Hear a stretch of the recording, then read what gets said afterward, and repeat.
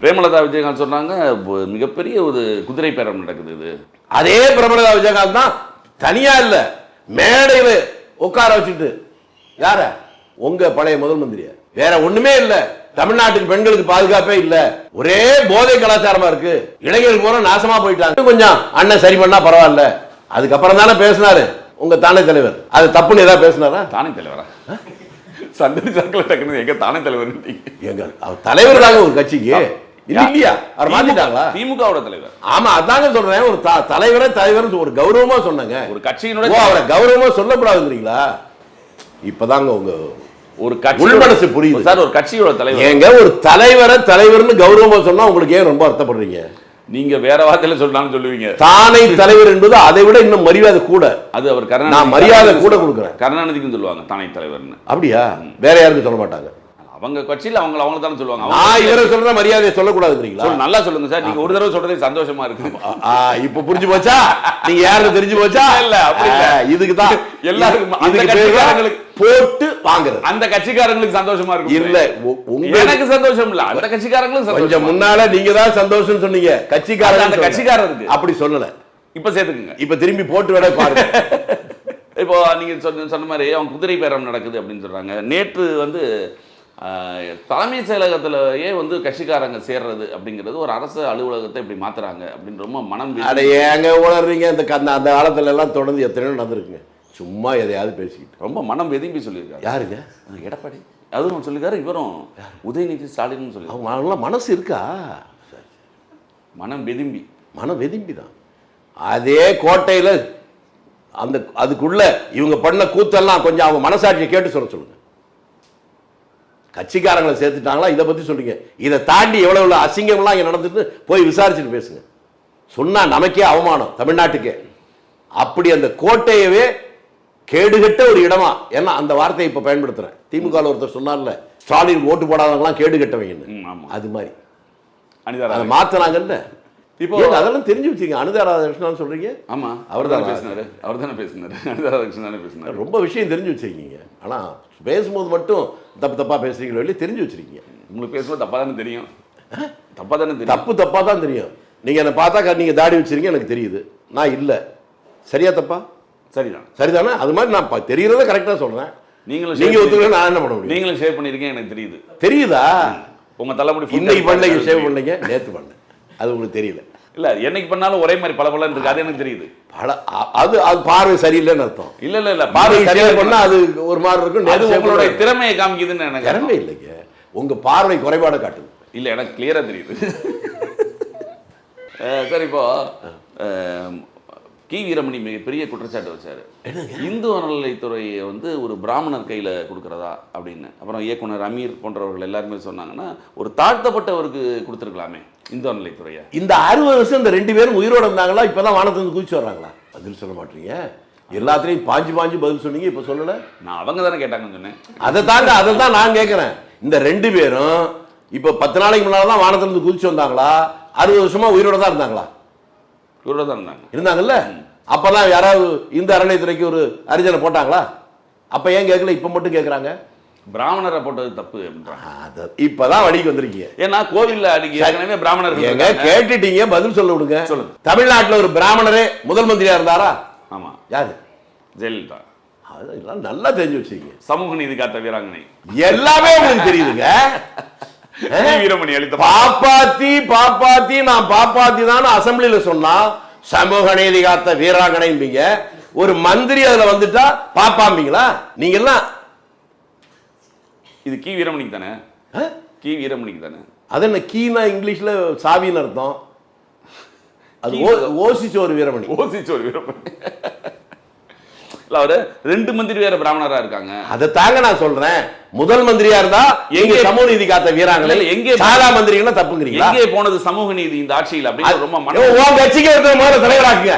சாகரவர்கள் நீ தானே தலைவரா இருக்க. ஊருக்கு உபதேசம் நீங்க பண்ண மாட்டீங்களா? எத்தனை வருஷம் வீரமணி தலைவர் இந்த கட்சிக்கு? அவர் ஊருக்கு சொல்றாருல, ஒரு பட்டியலை சேர்ந்த ஒருத்தர் தலைவராக சொல்லுங்க. அவர் ஆதரிக்கிறார்ல திமுக. இன்னைக்கு வரல அந்த கட்சியில யாராவது ஒருத்தர் தலைவரா பட்டியலை சேர்ந்த போட்டிருக்காங்களா? அவர் ஆதரிக்க கொண்டாடுற அந்த திமுகவிலேயே அதிமுகவிலேயே யாராவது பட்டியலை சேர்ந்தவங்க அதே இந்த அறநிலையத்துறை போட்டிருக்காங்களா? காமராஜர் ஒருத்தர் தானே போட்டாரு, 54 போட்டாரு. அதுவும் பேர் சொல்லுங்க. ஏன்னா உங்களுக்கு யோகியனை பத்தியே தெரியாது. PR பரமேஸ்வரன் பேரு, பட்டியலத்தை சேர்ந்து அந்த காலத்துல காலங்காலமா சொன்னான். நந்தன் வந்தான் கோயிலிலே, நந்தி மறைக்குது வாசலிலே அப்படின்னு உள்ள கூட பார்க்க முடியாதுன்னு சொன்ன அந்த சிதம்பரத்துல பேசல, சொல்லல. ஒரு பட்டியலத்தை சேர்ந்த போன உடனே உள்ள இருக்கிற பட்டரும் தீட்சிதரும் ஓடி வந்து மேல சால்ல போட்டு கை தாங்களா கூட்டி போய் கற்பகிரகத்தில் நின்னு அவருக்கு வணக்கம் போட வச்சார்ல, அதுக்கு பேர் சமூக நீதியா? இந்த பித்தநாடகாரங்க பேசுற சமூக நீதியா? ஏங்க கோவத்தை கிடக்கு, நீங்க புத்திசாலியா பேசுங்க சார். சமூக நீதி வந்து நீங்க பேசுறது சயின்ஸ் நீதி, சமூக நீதி இல்ல சார். சமூக நீதி காத்ததே இல்ல எக்கனாமிக்ஸ் நீதி, பணத்துக்காக பண்றது சார். சமூக நீதி காத்ததே திமுக தான் சொல்றாங்க. ஓ நீங்க இல்லையா? அது நான் முதல்ல சொன்னேன். அது பேர் என்னங்க? பட்டியலத்தை சேர்ந்தவர் இந்த அறநிலையத்துறை மந்திரியா போட்டது காமராஜ் சொன்னேன். அது என்ன நீதி? சமூக நீதி. அது இவங்க போடவே இல்லைன்னு சொன்னேன். அதையும் சமூக நீதினா ரெண்டு ஒண்ணுன்னா எனக்கு புரியலையே. சமூக அல்லாத நீதி இது. இவங்க சமூக நீதி அல்ல, சமூக தன்னுடைய வீட்டுக்காக வருகிற நிதி. வீட்டுல பேரே தெளிவாக உதயநிதி, கருணாநிதி, அந்த நிதி, இந்த நிதி, இன்ப நிதி. இன்ப நிதி பாருங்க. ஐயோ அடுத்த வாரிசு சார். அடுத்த வாரிசா? இன்ப நிதி எல்லாம் தான் புட்டுக்கிட்டு போச்சு. நீங்க போய் வாரிசை இப்ப போய் பேசுறீங்க. துரைமுருகன்லாம் சொன்னாரு அடுத்து இன்ப நிதி வந்தாலும் நாங்களாம். துரைமுருகனே இன்னைக்கா நாளைக்கான்னு இருக்கிறார். அவர் சொல்றாரு ஏங்க பாவம், அவரை போட்டு எடுத்துக்கிட்டு அவரே நொந்து போய் கிடக்குறாரு. ஏதோ செல்வின்னு செல்வானா இவ்வளவு நாள் வண்டி ஓட்டிட்டோம், இப்ப நமக்கு வயசாகி போச்சு, ஒருத்தனும் மதிக்க மாட்டா முடியல அப்படின்னு அவர் வருத்தப்பட்டு இருக்கிறாரு. வேறொரு போய் கேளுங்க. நான் சொல்றது உங்களுக்கு தப்பா இருந்தா போய் கேட்டுவாங்க. அங்க போய் கேட்டு. ஆமா, தமிழ்நாட்டோட சட்டம் ஒழுங்கை பத்தி தான் நான் நிறைய பேசி 5 வருடங்கள்ல சரியில்லை அப்படின்னு சொல்லிட்டு. இப்ப அவங்க என்ன குற்றச்சாட்டு சொல்றாங்கன்னா 40 கொலைகள் நடந்திருக்கு 15 நாள்ல, வன்கொடுமை நடந்திருக்கு, இது சட்டம் ஒழுங்கு சீரழிவா இருக்கு. ரீல்ஸ் ஆட்சியை விட்டுட்டு முதல்ல வந்து நிர்வாகத்தை முதல்ல பண்ண சொல்லுங்க. அப்படியா? அனுபவன்மை சரியாக தெரியுது உதயநிதி மிகப்பெரிய கோபமாகவும் வருத்தப்பட்டும் ஆதங்கப்பட்டும். இந்த 2.5 வயசு பொன் குழந்தையை கற்பழிச்சு ஒருத்தன் கொண்டானே, அவன் மேல என்ன நடவடிக்கை எடுத்தீங்க? நான் அடுத்து கேட்கிறேன் உங்களை. உங்க ஆட்சியில கூட இல்ல, இதை சொன்னாதான் உங்களுக்கு நல்லா புரியும். அதிமுக ஆட்சியில தூத்துக்குடியில ஒரு பெரிய துப்பாக்கி நடந்துச்சா? ஒரு 15 வயசு பெண் குழந்தையுடைய வாயிலே துப்பாக்கி வச்சு ஒரு போலீஸ்காரன் சுட்டானா?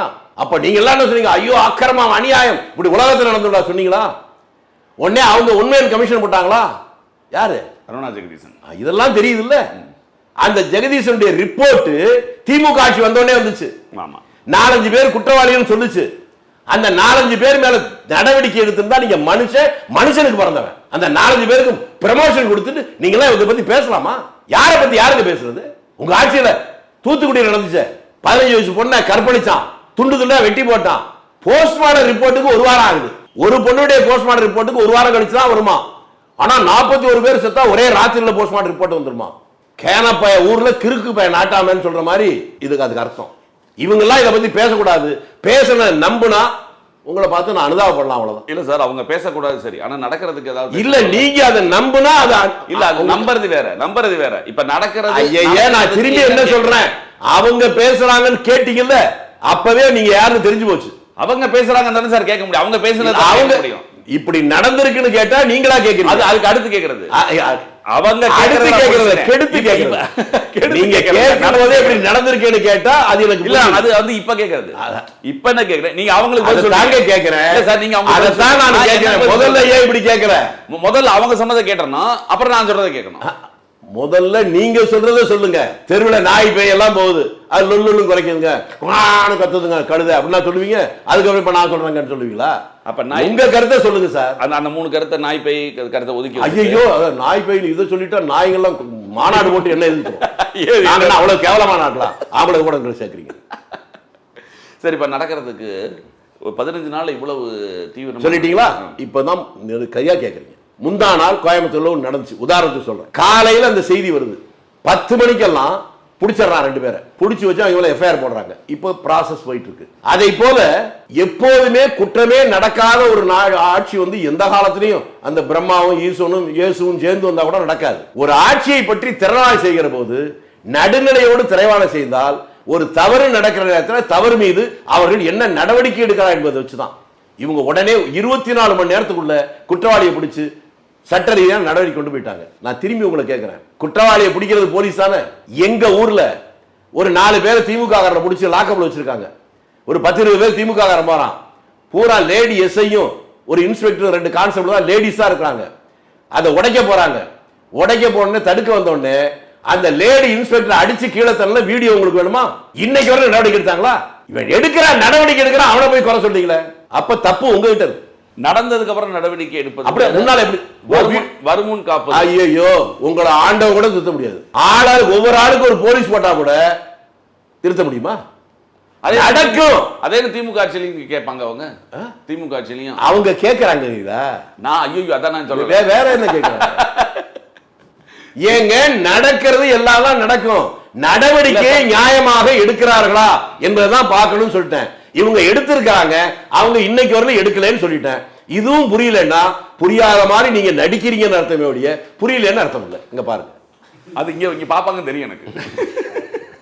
இப்போ ரீல் சாட்சியா நடக்குது அப்படின்ற மாதிரி ஒரு பேச்சு. உண்மைதாங்க. இப்ப நீங்க இப்ப எடுக்கிறீங்கல்ல, முழுசா போடுற இதை பாக்குறதோட ரீல்ஸா அதிகம் பேர் பாக்குறாங்க. அதை சொல்லியிருப்பாங்க, அதிகம் பேர் பாக்குறாங்க இந்த ஆட்சிங்கிறத உங்களுக்கு புரியுற மாதிரி ரீல்ஸ் ஆட்சிங்கிறாங்க. ஓ, அதுதான் ரீல்ஸ் ஆட்சி. ஆமா, அது புரியலையா உங்களுக்கு? ஆனா குறைவா கட் பண்ணி எடுக்க வேண்டியிருக்கும். ரீல்ஸ்ல முழுமையா இருக்காது. முழுமையா எதுவுமே இருக்க முடியாது. நீங்க ஒரு பேட்டி எடுத்தா அதோட முடிஞ்சு போச்சா? நாளைக்கு ஒரு பேட்டி எடுப்பீங்கல்ல, ஏன் மத்தியானம் ஒரு பேட்டி எடுப்பீங்கல்ல, அந்த பேட்டி அதோட முடிஞ்சது. அதான் தப்பு. அந்த பேட்டியுடைய தொடர்பு நாளைக்கு கூட வரலாம். அதை நாங்க 2ஆ பிரிச்சு போடலாம். அதான் சொல்றீங்க, 2ஆம் போடலாம், 3ஆம் அரசாங்கத்தை பிரிச்சு போட முடியாது. பிரிச்சு போடலாமே, பிரிச்சு போடலாம். அரசாங்கத்தையும் அதான் எதையும் பிரிச்சு போடலாம். அதான் நான் கொஞ்சம் முன்னால என்ன சொன்னேன், துப்பாக்கியில சுட்டு 15 வயசு பொண்ணு குழந்தை வாயில துப்பாக்கி இவன் தான் சுட்டான்னு கமிஷன் ரிப்போர்ட் கொடுத்ததுக்கு அப்புறமும் அவனுக்கு ப்ரமோஷன் கொடுத்தாங்கல்ல, அது பிரிச்சு போடுறதா பிரிக்காம போடுறதா? இப்ப கூட அவங்க நடவடிக்கை எடுக்கலாம்ல, அந்த அருணா ஜெகதீசன் கமிட்டி நடவடிக்கை இவங்க எடுக்கலாம். எங்க நீங்க இல்ல சார், உங்கள்கிட்ட கேட்குறேன், எடுக்கலாமான்னு கேட்குறேன். நீங்க எங்க இருந்து வரீங்க எனக்கு புரியல. இங்கே தான் வரும்.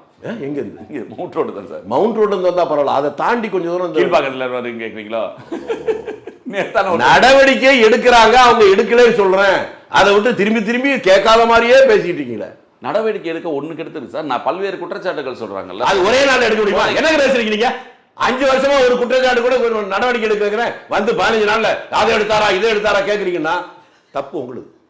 நீங்க கல்யாணம் ஆன உடனே உங்களுக்கு குழந்தை எவ்வளவு நாள் கழிச்சு வந்துச்சு? ஓ, அப்படி வந்துட்டீங்களோ? எவ்வளவு கழிச்சு சொல்லுங்க? 1 வருஷம் கழிச்சு சார். கல்யாணம் ஆகி அடுத்த நாளே எங்க குழந்தை நேரா கேட்டிருந்தா என்ன சொல்லுவீங்க? என்ன சொல்லியிருப்பீங்க? என்ன சார் சொல்லியிருப்பீங்க சொல்லுங்க சார். யாராவது நேத்து கல்யாணம் ஆச்சு இன்னும் குழந்தை பார்க்கலான்னு கேட்கறான், என்ன சொல்லியிருப்பீங்க? ரொம்ப அறிவாளிடான்னு சொல்லியிருப்பேன். இப்ப அது மாதிரி உங்களையும் அறிவாளின்னு சொல்ல கரெக்டா சொல்லிட்டு 15 நாள் அப்படின்னு நம்ம காலவாசம் கொடுக்கலாம், 15 நாள் மட்டும் போதும். அதெல்லாம் கிடையாது. நீங்க பேசுறது இது நடுநிலையான விமர்சனம் அல்ல. நடவடிக்கை எடுக்கிறார்களா இல்லையா என்பதுதான் முக்கியமே ஒழிய 10 நாளா 15 நாளா 20 நாளா என்பதல்ல. இவர்கள் நடவடிக்கை எடுக்கிறாங்க. முதலமைச்சர் தெளிவா சொல்லிட்டார், சட்டம் ஒழுங்கு பிரச்சனையில் சமரசம் என்கின்ற பேச்சுக்கே இடம் கிடையாது. என் கட்சிக்காரனே தவறு செய்தாலும் அவர்கள் மீது நான் நடவடிக்கை எடுப்பேன். முன்னால அவங்க சொன்னாங்களா? உங்க தானே தலைவர் சொன்னாரா? எங்க தானே தலைவர் சார் சந்தரிச்சாங்களா? என்ன எங்க தானே தலைவர், எங்க தானே தலைவர்? ஒரு கட்சியோட தானே தலைவர். சரி, அப்படியே வச்சுங்க. சொன்னாரான்னு கேக்குறேன். அப்படி வச்சாலுமே அதான் அத சொன்னாரா? சொன்னாரு, சொல்லல. இல்ல அவரும் சொன்னாரு. என்னன்னு? கட்சி லேடி கான்ஸ்டபிள் அவங்க பரவாயில்ல அடிச்சோட ஏடா விட்டு வந்தீங்க, அங்கேயே குடும்பம் நடத்துற சொல்லியா?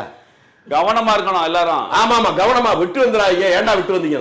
கரெக்ட். இருந்தது எடுத்துட்டு வாடா. புரியுது, நல்லது. இப்படியே தொடர்ந்தால் 5 வருடம் கழித்து மீண்டும் திமுக தான் ஆட்சிக்கு வரும். ரொம்ப தைரியமா ஸ்டாலின் சொல்றாரு. இந்த இன்னொன்னு 5 வருஷம் கழிச்சு அவரு இருக்கணும் தாங்க நான் நினைக்கிறேன். இருப்பாரான்னு இன்னொன்னு சொல்றாரு, இது இந்த ஆட்சி வந்து 5 வருஷம் நிலைக்காது, அது ஒரு 6 மாசம் 1 வருஷத்துல கவுந்துரும். இப்ப 6 மாசம் சொல்லுங்க, இல்லன்னா 1 வருஷம் சொல்லுங்க. 6 மாசம் 1 வருஷம் அது என்ன உங்களுக்கே குளருது? அதை போய் நீங்க நம்புறீங்கன்னா என்ன பண்றது? நம்பல சார், கேட்கறேன் உங்ககிட்ட. அதான் கேட்டுட்டீங்கல்ல, அதான் நான் சொல்றேன். நீங்க வேணா எழுதி வச்சுங்க போர்டுல, இன்னும் 6 மாதம் கழித்து இந்த ஆட்சி போயிடும் எழுதி வச்சுங்க. அதை திருப்பி பாத்துக்கிட்டே இருக்கலாம். எப்ப பார்த்தாலும் 6 மாசம் இருக்கும்.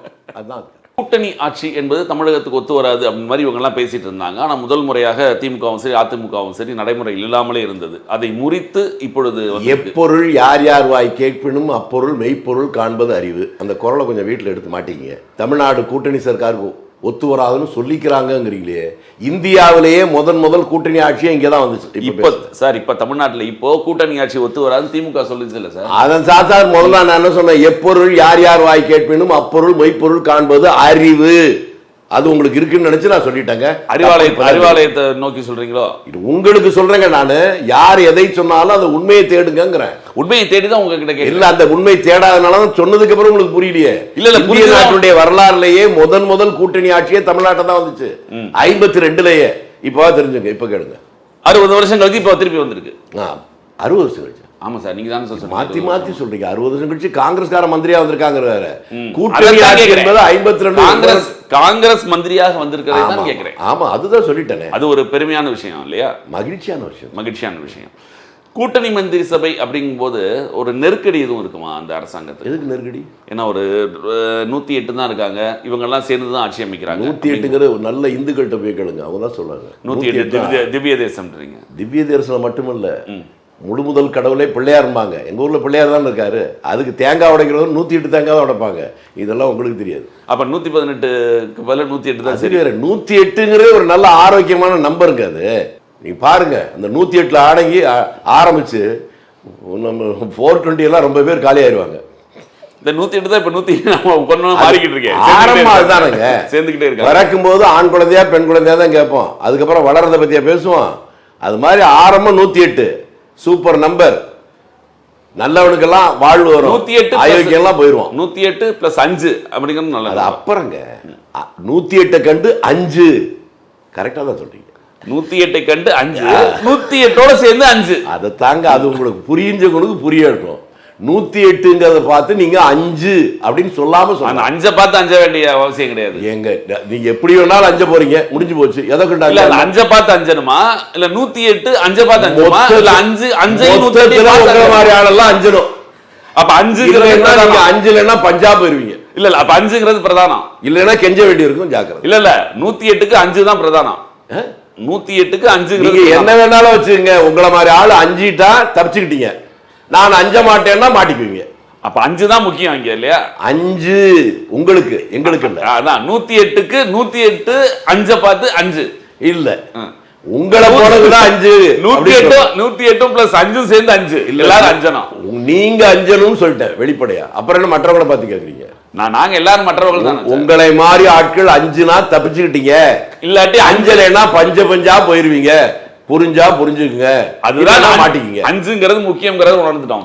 உணர்ந்து ரைட். அப்ப ரைட், நீங்க தப்பிச்சுக்குவீங்க. 5ங்கிறது முக்கியம். இப்ப அடுத்து 3 வருது. நேத்து தாவைக்கலை சேர்ந்திருக்காங்க. இப்ப நீங்க போற போக்கு பார்த்தா நீங்க 7.5ல மாட்டிங்க போல் இருக்கு. இல்ல 3 + உங்க சிந்தனை தப்பா எங்கேயோ போகுது. 7.5 ஆரம்பிக்குதுன்னு நினைக்கிறேன். உதயநிதி ரொம்ப வருத்தப்பட்டு சொல்லியிருக்காரு. 7.5ன்னு சொன்ன உடனே உதயநிதிக்கிறீங்க. ரொம்ப சூட்சமமான ஆளுங்க நீங்க. 7.5 பயங்கரமான ஆளுங்க. 7.5களை பார்த்து 5ஆதவன் உதயநிதின்றார் அவரு. எங்க நான் 7.5ன்னு சொன்ன உடனே உதயநிதின்னு சொன்னீங்கன்னா உங்க அடிமனசுல என்ன இருக்குன்னு எனக்கு புரிஞ்சு போச்சுங்க. அடிமனசுல நீங்க அடிமனசுல எல்லாரையும் சுருகிறீங்க. அடிமனசுல நீங்க சொன்னதான சொன்னேன். உதயநிதி ரொம்ப வருத்தப்பட்டு சொல்றாரு ஒரு மேடையில. ஏங்க என்ன அடிக்கடி துபாய் ரொம்ப தூரமா இருக்கு காங்கிரஸ் ஏங்க ரொம்ப வருத்தப்படுறாருங்களே? துபாய் ரொம்ப தூரமா இருக்கு, அடிக்கடி போக முடியலங்கிறாரா? துபாய்க்கு எதுக்கு சார் அவர் போனோம்? எங்க அவர் தாங்க அடிக்கடி மாசத்துக்கு 2 தடவை போறாரு. பக்கமா இருந்தா டெய்லி கூட போலாம். அது ரொம்ப தூரமா இருக்கு. அதுக்கு பனி இங்க அதிகமா இருந்துச்சு துணை முதல்வராக இருக்கும் பொழுது. அதுக்காக கொஞ்சம் ரிலீஃப்காக அவர் அங்க போயிட்டு வந்தார். அப்ப இனிமே போக மாட்டாரு, பனி இல்ல. ஆமா அதான் போலையே உங்களுக்கு. இப்ப எதிர்கட்சி தலைவர பனி இருக்குல்ல சார்? ஏங்க அப்ப ஓஹோ இப்பதான் பனியே, ஏற்கனவே சும்மா அந்த பனி நீங்க தானே சொன்னீங்க. இல்ல சார் பனி வந்து இல்ல இல்ல அப்ப பனி ஓவர் பனி. ஆமா ஆமா குறைந்த பனி. பனியில நீங்க நனைஞ்சு சளி பிடிச்சுக்கு போகுது, ஜாக்கிரதை. சளி பிடிக்காது சார் அவருக்கு. ஏன்னா பனி அதிகம்ன்றதுனால எந்த வெயிலிலும் அவரால் தொடர்ந்து பணி செய்ய முடியும் அப்படிங்கிறாரு. நீ அப்படி சொல்றாரா? நீங்க ரகசியமா நீங்க 2 பேரும் பேசிட்டா எங்களுக்கு தெரியாது இல்ல. என் பணி செய்து கிடப்பதே அப்படிங்கிறாரு. பணி செய்து கிடப்பது. ரைட். அதனால துபாய்க்கு அவர் அறிவாளின்னு நினைச்சுக்கிட்டு ஒருத்தர் முட்டாள்தனமா எப்படி பேசணும்னு வாழ்க்கையில் இன்னைக்கு தான் நல்லா புரிஞ்சுக்கிட்டேன். இல்ல அவருடைய பணியை நான் சொல்றேன் சார். நீங்க சொல்றீங்க நானே நீங்க பேசுறத வச்சாங்க சொல்றேன், வேற ஒண்ணும் இல்ல. அவர் என்ன சொல்ல வந்தார்? அவர் என்ன சொல்றாருன்னா, அதாவது அறிவாளி கூட நமக்கு முன்னால இருக்கிறவங்ககிட்டயும் ஒரு திறமை இருக்கு, நாம ஜாக்கிரதையா பேசணும்னு நினைச்சா அந்த அறிவு இன்னும் கூடும். முன்னாலே எல்லாரும் பைத்தியக்காரன், நம்ம தான் பெரிய கெட்டிக்காரன், உண்மையான கெட்டிக்காரனே நினைச்சாலும் மாட்டிக்குவான். நீங்க கெட்டிக்காரன் தான் எனக்கு தெரியுது, அந்த நினைப்பு தான் பாதி உங்கள்ட்ட கடன் வாங்கிறேன் வழி இல்லாம. ஏன்னா எதிர்த்தாப்புல இருக்கிற சக்தி இப்படி அடிக்குது. ஓ நீங்க வாலியா? எதிரில் வர்றவங்கள பாதி வாங்கிக்கிறது. நீங்க வாலி இல்ல, போலி. போலி இல்ல சார், போலி சாப்பிடுறதுக்கே போலி. போலி கிடையாது. நீங்க போலி சொல்றீங்க, நான் போலி கிடையாது. போலியா கூட, இனிப்பான போலியா கூட இருப்போம் நாங்க. அது தேங்காய் போலியா பருப்பு போலியா?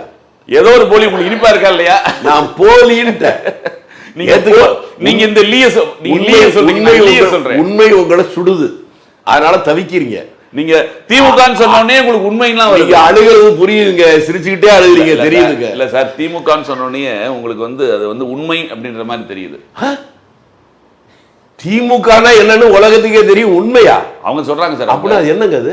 மக்கள் நம்மள நிராகரிக்கல, மக்கள் நிராகரிக்கல. காங்கிரஸ் போன்றவர்கள் நம்ம முதுகில் குத்துனாங்க, உதயநிதி சொல்ற உதய குத்துனாரு. இனி எந்த காலத்திலும் காங்கிரஸோடு உறவு கிடையாது. ரைட், நல்ல முடிவு. இனி எந்த காலத்திலையும் காங்கிரஸ் கூட்டம் அடுத்த ஆள் பஞ்சாயத்து தலைவரோட வர முடியாது. உதயநிதி எழுதி வச்சுங்க. காங்கிரஸ் அவர் என்ன சொல்றாரு? காங்கிரஸ் நம்ம ஓட்டை வாங்கி காங்கிரஸ் ஜெயிச்சிச்சு. ஏங்க அவங்க ஓட்டை வாங்கி தான் நாங்க ஜெயிச்சோம் இல்ல? அவங்க ஓட்டை வாங்கி அவங்க அப்பட ஜெயிக்க வைக்க முடியல. தோல்விங்கிறது இயற்கை சார். தோல்விங்கிறது ஏங்க அப்படி சொன்னா அப்படி சொல்றீங்க, இப்படி சொன்னா இப்படி. நல்லா தான் இருக்கீங்க, நிதானமா இருக்கீங்களா? புரியுதா? அவங்க ஓட்டுல தான் நாங்க ஜெயிச்சோம்னா அவங்க அப்பட ஏன் ஜெயிக்க வைக்க முடியும்னு நேரா கேட்பாங்க. செல்வ பிறந்தை தோத்தான்னு திரும்பி அவங்க கேட்பாங்கல்ல. அதான் அவங்க ஓட்டு போடல, தோத்துட்டாரு, ஒத்துக்கிட்டோம். அப்ப நீங்க ஓட்டு போடலையாங்க? ஆமா, நாங்க போடலன்னு வெளிப்படையா சொல்றோமே. முன்னாலே சொல்லிட்டீங்க. ஆமா, அப்ப கூட்டணி தர்மம் இல்லன்னு அவங்க சொல்றாங்க. தர்மம் இல்ல, கூட்டணியே கர்மம். அப்ப கர்மம் மட்டும் கூட்டணி இப்பதான் தெளிவா இப்பவாது புரிஞ்சுக்குங்க. அவங்க ஓட்டுல நாங்க ஜெயிச்சது வேற 5 தான். எங்க ஓட்டுல அவங்க ஜெயிச்சது 60னா அவங்க நின்னது 164, நீங்க நின்னது 27 தானே? எதா வேணாலும் இருக்கட்டும். 27 அதுலயும் நீங்க ஒண்ணு குறைக்கிறீங்க. 28. அந்த பிஜேபி இல்ல, கணக்கு தெரியாத வீட்டுல நித்தமும் சண்டைன்னு கிராமத்துல சொல்லுது. சரி, ஓஹோ பிஜேபி நிக்கிறது இப்பதான் நீங்க யாருன்னு தெரியுது. ஓ பிஜேபி திமுக கூட்டணியா? இல்ல பிஜேபி சொன்னேன். அவங்க என்ன சொல்றாங்க, ஏன் காங்கிரஸ், அவர் சொல்றாரு, ஸ்டாலின் சொல்லியிருக்காரு, பிஜேபி இத்தனை நாள் ஆட்சியில் இருக்குன்னா காங்கிரஸ் தான் காரணம். காங்கிரஸ் செய்த தவறுனாலதான் தொடர்ந்து பிஜேபி. அதிமுக ரொம்ப நாள் ஆட்சி இருந்ததுக்கு யாரு காரணம்? அது ஸ்டாலின் தானா? அப்படி கேட்டீங்க. இப்பதாங்க தெரியுது. தான் திருடி பிறரை நம்பான். புரியுதா? சரி, திருப்பி ஒரு ஆட்சிக்கு வந்துட்டாங்களே அவங்க. யாரு? திமுக. இப்ப நாங்க கேரளால இல்லையா, கர்நாடகால இல்லையா, ஆந்திரால இல்லையா? மொத்தமா சொல்றாரு. மொத்தமே அடுத்த தேர்தல் 27 வரமா, 26 பாருங்க, 29 வர்ற மாதிரி இல்லையா பாருங்க. இன்னைக்கு எழுதி வச்சுங்க. நான் உறுதியா உயிரோட தான் இருக்க போறேன், நீங்களும் இருக்கணும்னு விரும்புறேன். அப்ப பேசுவாங்க. அன்றே சொன்னார் கலைஞர். அன்றே சொன்னார் கலைஞர் மிருதங்க கலைஞர், நாதஸ்வர கலைஞர், டும் கலைஞர், வயலின் கலைஞர், பல கலைஞர் இருக்காங்க. எந்த கலைஞரை சொல்றீங்க? திராவிட முன்னேற்ற கழகத்தின் மூத்த தலைவரான கலைஞர் கருணாநிதி. அப்படி ஏங்க? நான் முழுசா சொல்லிட்டேன். அப்ப கலைஞர் என்ன பொருள் சொல்லுங்க, எனக்கு புரியல. அவங்க தான் கலைஞர் பட்டம் வச்சிருந்தாங்க. அதை தாங்க, அதுக்கு பொருள் நான் கேட்கிறேன். நான் விவரம் தெரியாத கேட்கிறேன், சொல்லுங்க சார். அனைத்திலும் வித்தகர் கலைஞர். எல்லாத்தையும் வித்தவரா? Correct correct correct. இப்ப தெரியுது. அவரே கலைஞருக்கு என்ன பொருள் சொல்லிக்கிறார் உங்களுக்கு தெரியுமா? கொக்கு மீனை கொத்தாமல் இருந்தால், பாம்பு தேரை விழுங்காமல் இருந்தால், வேங்கை மானை விரட்டாமல் இருந்தால், நானும் கொலை செய்யாமல் கொள்ளையடிக்காமல் பெண்களை கற்பழிக்காமல் இருப்பேன் அப்பா. கொலை செய்வதும் கொள்ளையடிப்பதும் பெண்களை கற்பழிப்பதும் ஒரு கலையப்பா, நான் கலைஞன். இந்த விளக்கம் சொன்னதே கருணாநிதி தான். அவர் படத்துல இருந்த வசனம் தானே? ஆமா, அவர் படத்துல இருந்த வசனத்தை நீங்க கொள்கைன்னு சொல்றீங்க. அப்ப இதுவும் கொள்கை தானே? அவர் கலைஞர்னு ஒத்துக்க மாட்டீங்க. கலைஞர்னு பாவங்க, அந்த மனுஷனை எங்க கேவலப்படுத்தணும். அவரை கேவலப்படுத்த கூடாதுங்கிறதுனால கருணாநிதினு சொல்றேன். கேவலப்படுத்த நினைக்கிறவங்களாம் கலைஞர். அப்ப நான் கருணாநிதினே சொல்லிடுறேன். ஓ, இப்பதான் உங்களுக்கு புரியுது, உண்மை உங்களுக்கு புரியுது. கருணாநிதி அவர்கள் சொன்னாராம், கூடா நட்பு கேடாய் முடியும்னாரு. இன்னைக்கு அதை அனுபவிக்கிறோம். இன்னைக்கு அனுபவிக்கிறா? அப்ப எத்தனை தடவை தான் இந்த அனுபவிப்பீங்க? எத்தனை தடவை தான் திரும்பி வருவீங்க? நீங்க சொல்லிட்டு அதுக்கப்புறம் தானே கூட்டி சேர்ந்தீங்க காங்கிரஸ் கூட. அப்ப சொந்த புத்தியே இல்லையா உங்களுக்கு? என்ன சார் பாக்குறீங்க சார்? காங்கிரஸ் இங்க வந்து என்னங்களா சார்? அதை தாங்க நான் சொல்றேன். நீங்க தானே சொன்னீங்க. எத்தனை தடவை வந்தாரு? ஆட கஷ்டமே. டெல்லியில போய் எத்தனை நாள் காலில் தொட்டு உங்க தங்கச்சி எல்லாம் போய் விழுந்துச்சு, அது தெரியாத உங்களுக்கு? கூட்டணி ஏங்க தனியா போய் கூட இருக்க தங்கச்சியை ராகுல் காந்தி பார்க்க அனுப்புனது உலகத்தையே தெரியுது இல்ல? எவனாவது வாயில வந்துட போகுது சார். அவங்க ஒரு எம்பி, அவங்க நான் இல்ல சொல்றேன். திராவிட முன்னேற்ற கழகம் அட யாரா வேணாலும் இருக்கட்டுங்க, துணை பொதுச் செயலாளர் யாரா வேணாலும் இருக்கட்டுங்க. இதுக்கு முன்னாடி எப்போ அனுப்பிச்சிங்களா? 4 பேர் 5 பேர் தானே போவாங்க. நீங்க சொல்ல வரது அர்த்தம் ஏன்னா உங்க கொள்கை எங்களுக்கு தெரியும்ல. காட்ட வேண்டியதை காட்டி பெற வேண்டியதை பெறுவோம். ஓ, இப்ப அப்படிதான் 28 பெற்றதா? 28? ஓ, 16 பெற்று பெருவாழ்வாடு தான் கேட்டிருக்கோம். தேடி அலைய மாட்டேன், வந்தால் விட மாட்டேன். உங்க கொள்கைங்க. நீங்க எப்படி வந்தாலும் நாங்களா இருப்போம். அது எங்க கொள்கை. தேர்தலுக்கு முன்பாக ஒரு கூட்டணி அமைஞ்சிருந்தது அப்படின்னா சரி, தேர்தலுக்கு பின்பாக ஒரு கூட்டணியில் நின்று இங்க வெளியில வந்து உடனே அமைச்சராகிறது தவறுன்ற மாதிரி அவங்க நாம இந்த ஆறாவதுன்னு சொல்றாங்களே, அது உங்களுக்கு இருக்குன்னு நினைச்சேன். இப்பதான் சந்தேகம் வருது. கூட்டணி ஆட்சியில் கூட்டணி இருந்தால் மட்டும்தான் அதுக்கு பேரு கூட்டணின்னு பேரு. இது தேர்தல் கூட்டணி மட்டும்தான். தேர்தல் ஏற்பாடு அதை கூட்டணின்னு சொல்லிக்கிறோம். அதுக்கு வித்தியாசம் உங்களுக்கு தெரிஞ்சா மட்டும்தான் மற்றதெல்லாம் பேச முடியும். நீங்க அதை விட்டுட்டு கூட்டணி கூட்டினா அவர் வெற்றி பெற்றால் இந்த திராவிட வெற்றி எங்கள் வெற்றி சொன்னீங்கல்ல, தோல்வி அடைஞ்சா மட்டும் ஏன் உங்களால் தோத்துவீங்க? புரியுதா? இல்ல, அவர் தோல்வி அடைந்தாலுமே என்னாலதான் தோல்வி, நான் பொறுப்பேற்றுக்கிறேன்னு சொல்லிட்டாரு. சார் அவர் சொல்லிட்டாரு சார். கொஞ்சம் முன்னால என்னங்க சொன்னீங்க? உதவாநிதி என்னமோ சொன்னாரு சொன்னீங்கல்ல. உதயநிதியா? இந்த உதவாநிதின்னு எங்க வீட்டுல சொன்னாங்க. எங்க பிள்ளைங்களுக்கு எல்லாம் தெரியும், எல்லாம் அப்படிதான் சொல்றாங்க உதவாநிதின்னு. இல்ல உதயநிதி அவர் அப்படிதான் சொன்னாங்க. அதனால நான் பேர் நினைச்சுக்கிட்டேன். நமக்கு அவ்வளவு ஞானம் பத்தலை. துபாய் நிதி இல்ல, உதயநிதி. ஓ, இப்பதாங்க நீங்க ரொம்ப வில்லங்கமான ஆளுங்க. காலையில நீங்க ஏதாவது அவர் தானே சொன்னீங்க காங்கிரஸ்காரன் தான் தோக்கடிச்சுட்டான்னு சொன்னீங்க. இப்ப கொஞ்சம் முன்னால அவர் சொன்னதப்ப அப்பா வேற மாதிரி சொல்றாரு சொல்றீங்க. அவங்க 2 பேரும் முதல்ல கூடி பேசிட்டு அப்புறம் ஒரே மாதிரி பேசட்டும். நீங்க நடுவுல மாட்டிக்காதீங்க. நான் நடுவுல மாட்டிக்கிறேன். ஆமா, ஏன்னா 2 பேரும் வெவ்வேறு பேசுறாங்க. அது புரியாம நீங்க பேசுறா நீங்க மாட்டிக்குவீங்க. இல்ல இப்ப அவங்க குற்றச்சாட்டு என்னன்னா அமைச்சரவையில சேர்ந்ததுதான் வெளியில இருந்து ஆதரவு. அது எங்க விருப்பம், நீங்க யாருங்க?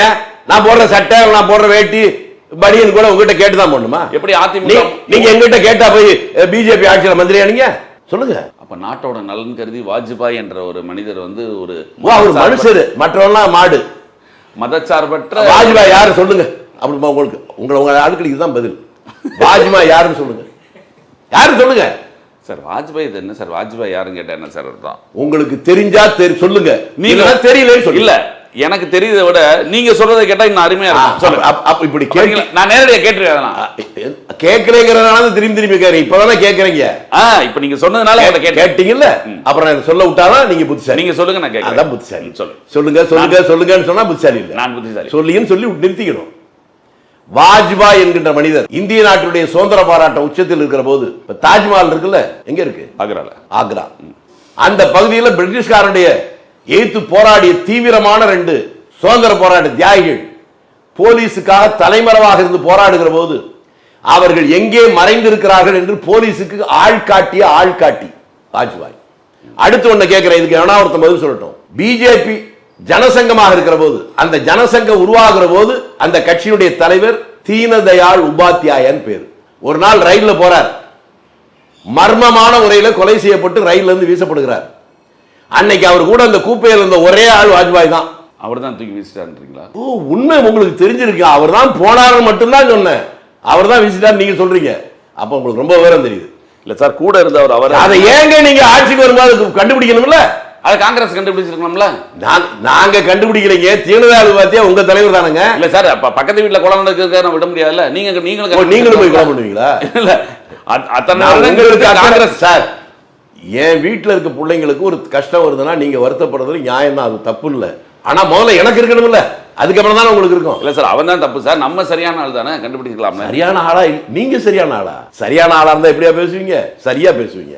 கூட இருந்த ஒரே ஒரு ஆள் இவர் தான். இவர் யோக்கியதை என்ன நீங்க சொல்லுங்க. இப்ப இவர் வெளியே வந்து அவர் செத்து விட்டார் சொன்னாரா? அதையும் என்னன்னே தெரியாதுன்னு சொன்னாரு. அதான் சார், அதையும் காங்கிரஸ் அரசாங்கம் எங்களுக்கு. இது என்ன சார் பேசுறீங்க? கொடநாடு கொலை வந்து அதிமுக நடந்தது சார். திமுக பார்த்து சும்மா இருக்க கூடாது. மாதிரி ஊர்ல 1000 பேர் என்னென்னமோ தொழில் பண்றான், அதெல்லாம் நம்ம பண்ணணும்னு நினைப்போமா? கண்டுபிடிக்க வேண்டியது நம்ம கடமை. நான் என்ன கேள்வி சொல்லுங்க. பொதுமைப்படுத்தாதீங்கிற ஒரு குறிப்பிட்ட விஷயத்தை பேசும்போது பொதுமைப்படுத்தினீங்கன்னா நீங்க அயோக்கியத்தனத்துக்கு ஆதரவா போறீங்கன்னு அர்த்தம். நேரடியா அதுக்கு பதில் சொல்ல முடிஞ்சா சொல்லுங்க, இல்லைன்னா சும்மா இருங்க. நான் எப்படி சொல்ல? நான் எப்படி சொல்ல முடியும்? சொல்லி இல்ல, அப்ப சும்மா இருங்க. அப்ப சும்மா இல்லையா? நீங்க வேற மாதிரி இல்ல போறீங்க. சரி, உங்களுக்கு தெரிய புரியுற மாதிரி ஒண்ணு கேட்கிறேன். இவங்க எப்படின்னு கோபாலசாமி என்ன சொன்னாருங்க இவரை பத்தி, உங்க கருணாநிதியை பத்தி? எங்க கருணாநிதியா? ஆமா, கருணாநிதி பேச்சு வாக்கல. எங்க இப்ப கொஞ்சம் முன்னால நான் இனிமே கலைஞர்னு சொல்ல மாட்டேன், கருணாநிதி தான் சொல்லுவேன்னு சொன்னீங்கல்ல. இல்ல இல்ல, அதுக்குள்ள மாத்தி என்ன சார்? திமுக நாளைக்கு ஒரு தடவை மாறினாலும் எங்க கருணாநிதி நான் திமுக கார மாதிரி ஆயிருப்போது இல்லைங்க. நம்ம ஆள் இல்லைங்களா? நம்ம ஊர்ல முதல் மந்திரியா இருந்தாரு. அப்படி சொல்றேன். நம்ம கருணாநிதி சொல்லுங்க, அது கூட தப்பு இல்ல. அது கிடையாது. நீங்க அது இல்லைன்னு சொன்னீங்க கொஞ்சம் முன்னால. இல்ல நம்ம கருணாநிதி நம்ம ஸ்டாலின் நம்ம உதயநிதி இல்லைங்கிறியே என்ன ஒரே குழப்பமா இருக்கு. இல்ல சார், நம்ம கருணாநிதி நம்ம உதயநிதி நம்ம ஸ்டாலின் மாதிரி, நம்ம நயன்தாரா, நம்ம நிவேதா, நம்ம பாத்திமா பாபு, நிறைய சொல்லலாம் சார். ஸ்டாலின் சொன்னா உடனே பாத்திமா பாபுன்றீங்க, உதயநிதி நிவேதிதான்றீங்க. நான் அப்படி சொல்லவே இல்லையே, நான் வரிசையா தான் பேர் சொன்னேன். ஒவ்வொருத்தருக்கும் ஒரு கனெக்ஷன் நீங்க தான் கொடுத்தீங்க. இப்போ இல்ல வயசு கரெக்ட் தானே, நான் சொல்லவே வயசுக்கு ஏத்த மாதிரி நான் சொல்றேன். அப்ப நீங்க வயசு சைஸ் எல்லாம் உங்களுக்கு புரியுதுங்க, எனக்கு புரியாதுங்க. அது நான் கிராமத்துக்கார, எனக்கு புரியாது. நீங்க விவரம் தெரிஞ்சவர் சொல்றீங்க. இப்படி ஒரு அறியா மனிதரை தமிழ்நாடு இது வரைக்கும் பார்த்ததே இல்லை சார். உங்களை தான் பார்க்க தெரியாது. நான் உங்களை பார்த்து கேட்கறேன், 70 ஆண்டுகளுக்கு முன்னால தமிழ்நாட்டில் அப்படி ஒரு கலாச்சாரம் எங்கேயே கிடையாது. கணவனும் மனைவி இருக்கிறது, மனைவி பேரை போட்டு கணவன் பேரை பின்னால் போடுவாங்க. ஆனால் கணவன் தன் பேருக்கு பின்னால் மனைவி பேரையும் தொடர்ந்து போடுறவர் தான் எங்கள் ஊரில் குடித்தலையில் ஒருத்தர் இருந்தார். அவர் பேர் இளமுருகு. அவர் பேரை சொல்லும்போது உங்கள் பேர் என்ன, இளமுருகு பொற்செல்விம்பார். அவர் மனைவி பேர் தான் பொற்செல்வி. அந்த அம்மாவிட்ட கேட்டால் நான் பொற்செல்வி இளமுருகுன்னு சொல்லுவாங்க. அந்த ஊரில் வேணா போய் கேட்டுங்க. அவங்க கடைசி காலத்தில் அந்த அம்மா சாக போகிற நேரத்தில் உங்கள் ஸ்டாலினை கூப்பிட்டு, நம்ம ஸ்டாலின் உங்க ஸ்டாலின் அவர் முதல்வர் நமக்கு நான் சொல்ல மாட்டேன். ஏன்னா அது பல காரணம் இருக்குல்ல. நீங்க ஒத்துக்கிட்டீங்கன்னா, இல்லைன்னா நீங்க விட்டுறணும். கூப்பிட்டு அவங்க இருந்த ஒரே ஒரு வீட்டை ஸ்டாலின் பேர்ல எழுதி வச்சு செத்து போயிட்டாங்க. எதுக்குன்னு மட்டும் கொஞ்சம் கேட்க சொல்லுங்க. யார்கிட்ட சார் நம்பி கேட்குறது? நீங்க தான் பெரிய மேதையாச்சேங்க. மேதையில உங்கள்கிட்ட தான் கேட்க முடியும். என்னன்னு கேட்டு சொல்லுங்க சார். கேள்விகளை கேட்க மட்டும் தான் எனக்கு தெரியும். அது பக்கத்துல அப்படியே கரூர் வாசுகி முருகேசன் ஒரு மாவட்ட செயலாளர் இருந்தாங்க. மாவட்ட செயலாளர் அவர் இப்படி வந்தாரு. அதுக்கப்புறம் என்ன நடந்துச்சு? ஒரு நாள் ஏன்னு கோவுன்னு அழுதாங்க அந்த அம்மா. அதெல்லாம் கொஞ்சம் கேட்டு சொல்லுங்க. இதெல்லாம் நீங்க கேட்டு சொன்னா தான் நாங்களும் கொஞ்சம் தெளிவாகும். யார் நீங்க? ஆமா, ரொம்ப அப்பாவியா இருக்கீங்க சார். உங்களை நாங்க அப்படி தெளிவாக்காம விட மாட்டோம். இல்ல, நீங்க ஏற்கனவே அடப்பாவின்னு சொல்ற இடத்துல தான் இருக்கீங்க, புரியுது. நீங்க அப்பாவி, நாங்க அடப்பாவியா? அப்படிதாங்க நீங்க பேச்சு இருக்கு. நீங்க மறைக்கிறதுக்கு என்னதான் சிரிச்சாலும் அதை தாண்டி உங்களுக்கு சோகம் தெரியுது எனக்கு. அது நான் தான் அப்பாவி. அடப்பாவிங்க. அதை எடுத்தோம்னா அப்பாவி நீ இல்லையே. அடப்பாவின்னு தெளிவா சொல்லிட்டேன், வித்தியாசமே இல்லை. அதை மறைக்கிறதுக்கு என்னென்னமோ முயற்சி பண்ணீங்க, சிரிச்சு பாக்குறீங்க, கதறி பாக்குறீங்க. அதை தாண்டி சோகம் கண்ணுல தெரியுது, உதட்டுல தெரியுது, உள்ளத்துல இருக்கிறதும் தெரியுது. தூய சக்தி தாவேகா என்ன சொல்றீங்களா? தாவேகா தாவேகா தூய சக்தின்னு சொன்னோடனே என்னதான் சொல்றீங்களா சார்? ஒரு நிமிஷத்துல கொஞ்சம் இல்ல, நீங்க என்றைக்குமே தூய சக்தி தான். ரைட்டா? இப்ப அதுல எந்த மாற்று கருத்தும் கிடையாது. என்ன கொஞ்சம் அப்பாவியான தூய சக்தி. அப்பாவியான இல்ல, நாங்க அடப்பாவியா இல்லைங்கிறனால தான் யாரும் என்ன வாசுகி முருகேசன் போய் கேட்க சொல்ற அளவுக்கு அப்பாவியான தூய சக்தி. எங்க ஊர்ல மாவட்ட செயலாளர் இருந்ததுங்க. எனக்கு தெரியாது இல்ல, அதனால உங்களுக்கு தெரியலங்க. எனக்கு தெரிஞ்சதுனால சொல்றேன். தெரியலன்றதுக்கு அப்புறம் நீங்க அதுக்கு ஒரு உள்நோக்கம் கற்பிச்சீங்கன்னா நான் என்ன பண்ண முடியும்? அதெல்லாம் ஒரு பெரிய, அவங்கெல்லாம் பெரியவங்க. அவங்கள பத்தி நீங்க தெரிஞ்சுக்கிறது நல்லதுன்னு சொன்னேன். செந்தில் பாலாஜி அப்பா இருந்தார்ல சார் முன்னால. செந்தில் பாலாஜி அப்பா? செந்தில் பாலாஜி அப்பா கட்சியில் இருந்தாரு. அப்பா யாருன்னு எனக்கு தெரியலையேங்க. கட்சியில் இருந்தாங்க. அவர் கட்சியில் இருந்தானா? யார் இருந்தா? எந்த கட்சியில? திமுக ஆரம்ப காலத்தில். ஏங்க ஏதாவது வளர்றதுக்கு ஒரு எல்லை வேணாமா? சார் அவர் தான் சார் சொல்லியிருக்காரு, நாங்க ஆரம்ப காலத்தில். அவர் என்னென்னமோ சொல்லுவாரு. அவர் அரசியலுக்கு வந்ததே 2000க்கு அப்புறம் தான். நீங்க அப்பா இருந்தாரு, தாத்தா இருந்தாரு, பாட்டன் தான் காந்தி கூட சேர்ந்து சபர்மதி ஆஸ்பத்திரி. அவரை சொல்றீங்களா? ஏங்க உங்களை மாதிரி ஆளு தாங்க ஊரையே கெடுக்குறீங்க. சரி சார், நல்லவனை பத்தி பேசவே மாட்டீங்க, அயோக்கியனை உத்தம மாதிரி காட்டுவீங்க. கரூர்ல அத்தனை வேலைகளையும் முடிச்சுட்டு கோயம்புத்தூருக்கு போனாரு. அதான் முடிச்சுட்டாருங்க. கரூர்ல கோயம்புத்தூர்ல போய் 3 தொகுதி ஜெயிக்க வச்சிருக்காரு. பெருமையா சொல்றேன். கரெக்டா சொல்றீங்க தான். கரூர்ல சுத்தமா முடிச்சுட்டாருன்னு சொல்லிட்டீங்கல்ல, அதை நான் ஒத்துக்கிட்டேன். நான் இல்லைன்னு சொன்னாலும் நீங்க மறுக்கணும். முடிச்சுட்டாரு. முடிச்சுட்டு அங்க போயிட்டாரு. நீங்க சொன்னதாங்க. நான் நீங்க சொல்றத ஒத்துக்கிட்டாலும் கோச்சுக்கிறீங்க, ஒத்துக்கலைனாலும் கோச்சுக்கிறீங்க. என்ன பண்றது சார்? அந்த தூய சக்தி தீய சக்தி பத்தி ஒரு சின்ன கேள்வி. தூய சக்தி கிட்ட தீய சக்தி கேக்குதா? தூய சக்தி நீங்க தானே கொஞ்சம் முன்னால என்ன தூய சக்தி? அது நீங்க. அப்ப நானும் தூய சக்தி. அப்ப தூய சக்தி தீய சக்தி அப்படின்னீங்கல்ல, அதனால 2 பேரும் சொல்றீங்கன்னு நினைச்சேன். தூய சக்தி இன்னொரு தீய சக்தி அப்படின்னு அவர் சொல்ற. தூய சக்தி சொன்ன தீய சக்தி அப்படி இப்பதானங்க விவரம் சொல்றீங்க. தூய சக்தி முன்னால உண்மையை சொல்லிட்டீங்க, தன்னை தூய சமாளிக்கிறீங்க. இல்ல சார், இப்ப தன்னை தூய சக்தி என்று சொல்லி கொண்டவங்க தன்னை தூய சக்தின்னு சொல்லிக்கிற. ஆமா சார், தாவேகா தூய சக்தி. மற்றவங்க எல்லாம் சொல்றாங்க அவங்க தூய சக்தின்னு. சார் அவரே சொன்னார் சார்.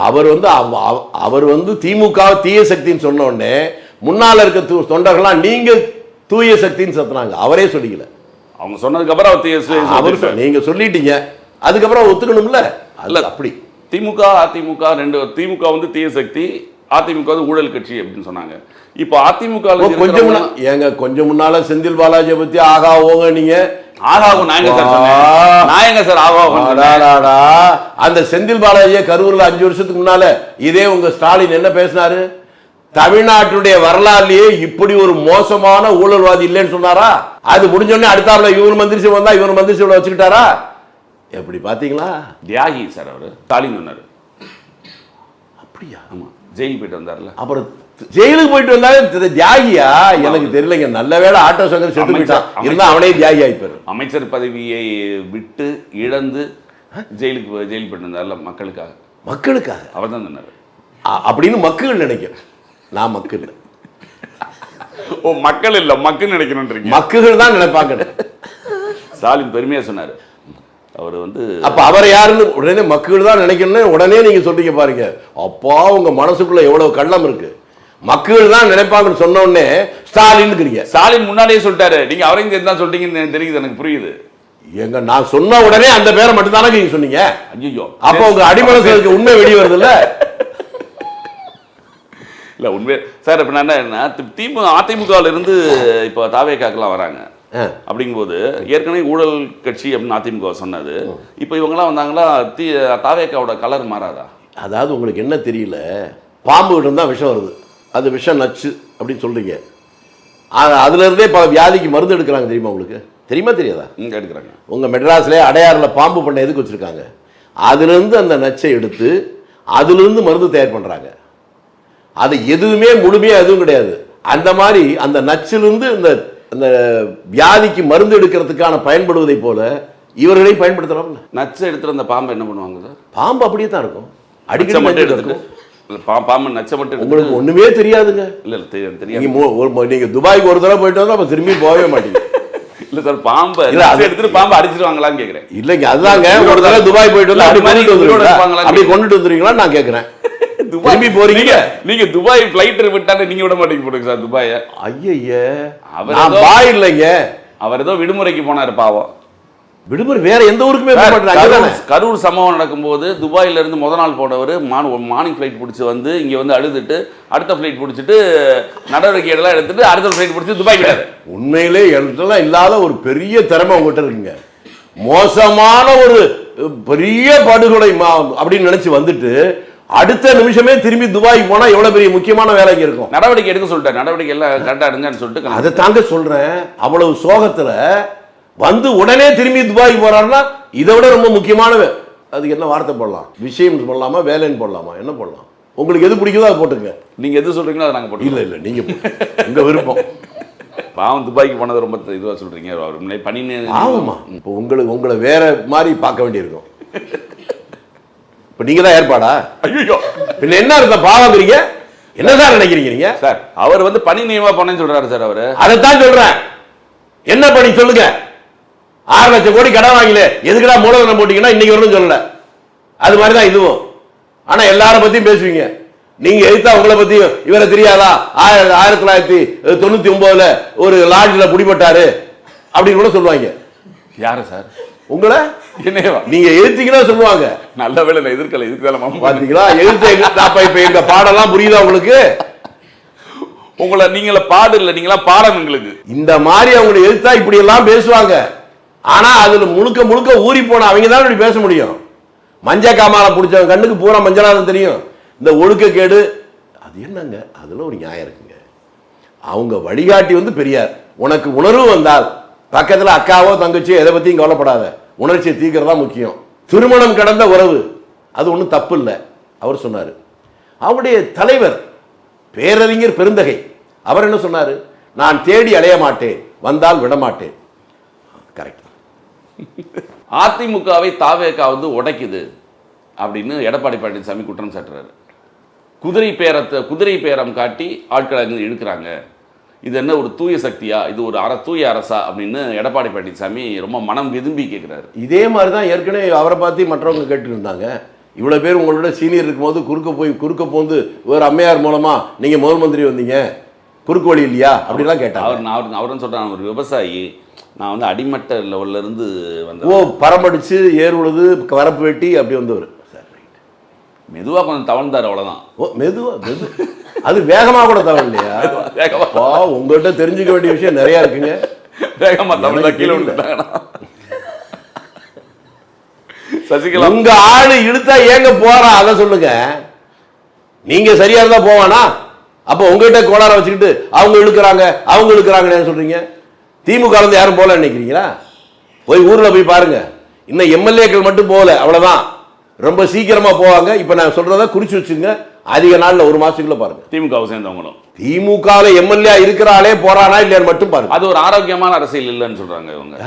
அவங்க ஜெயிச்சு வந்து ஒரு எம்எல்ஏவா இருக்கிறவங்க அதுதான் ராஜினாமா பண்ணிட்டு திரும்பி போவாங்க. அப்படி சொல்லி இவங்க இவங்க மாதிரி அதிமுக சேர்ந்த 3 பேர் பண்ற மாதிரி நேர்மையாளர்கள் அப்படித்தானே போவாங்க. ஓ அதிமுக சேர்ந்த 3 பேர் நேர்மையாளர்கள் தான். அதுல நேர்மையாளர்கள் தானுங்க. முத்துக்குள்ளதான். முத்து எங்க இருக்கு? சிப்பிக்குள்ளதான். சிப்பிக்குள்ள இருக்கு. சிப்பிக்கு நீங்க கேவலப்படுத்துறீங்க. உள்ள முத்து இருக்குல்ல. அது மாதிரி தப்பான இடத்துல சில நல்லவர்கள் இருப்பாங்கல்ல, அது ஒத்துங்க சார். மிக்க நன்றி சார். தமிழகத்தின் அரசியல் சூழல் மற்றும் திராவிட முன்னேற்ற கழகத்தினுடைய பழைய ஆட்சி, தாவேகாவோட புதிய காங்கிரஸ் கூட்டணி ஆட்சின்னு சொல்லணும்னு எதிர்பார்த்தேன். நீங்க சொல்லல. பலமா சொல்றோம் சார். தாவேகா காங்கிரஸ், தமிழ்நாடு காங்கிரசும் தாவேகாவும் கூட்டணி அமைத்திருக்கு. இந்த கூட்டணி அரசாங்கம் இப்ப தாங்க என்கிட்ட வாழ்த்து வாங்குறீங்க. மிகப்பெரிய வெற்றியடைய வாழ்த்துக்கள். உங்களுடைய கடைசியாக இந்த நேர்மையா பேசுறீங்க பாருங்க, அதை வாழ்த்துகிறேன், வணங்குகிறேன். நன்றி. நன்றி, வணக்கம்.